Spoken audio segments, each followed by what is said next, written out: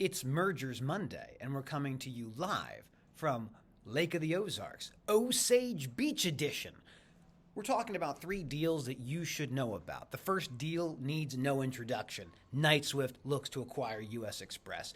This is big. This deal will give them a combined revenue over $10 billion. That's billion with a B. And that gives them an asset count that is truly stupefying. 25,000 pieces of power with an additional 93,000 trailing assets. This makes one of the largest logistics companies in the United States. That means their competitors are going to be out there looking for acquisitions, and we certainly know more deals are in the queue. This is interesting. The next deal is a deal that didn't happen a couple weeks ago. We were talking about travel centers. You know I love travel centers. Well, it appears that even though BP ultimately won the deal for $1.3 billion, another organization tried to make a deal for $1.4 billion, a company called Arco.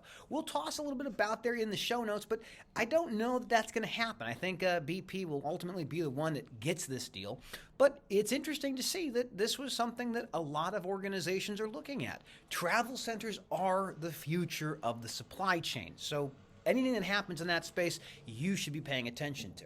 Finally, it looks like Silicon Valley Bank has found a buyer. First Citizens has acquired Silicon Valley Bank. And when we talked about SVB a couple days ago, weeks ago maybe, we talked about when you go into FDIC receivership, the FDIC is looking to find you a partner, looking to make a marriage. And it appears that they have done that. First Citizens will pay less than $500 million, it seems like. And they'll inherit or take over $110 billion in assets, $56 billion in deposits, and $72 billion, again, billion with a B, in loans.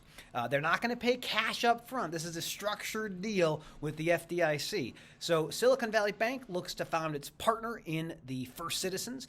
This is another one of those interesting deals. Now, we've done only 2 minutes. Let's just a couple last things.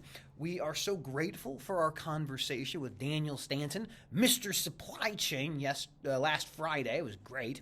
And coming up this week, we have Ken Adamo from DAT. Dial a truck. We're talking all sorts of supply chain things. But in the meantime, I got some stuff I got to go do. Have a great day. Thanks for tuning in. I hope you have a wonderful week. Spring break!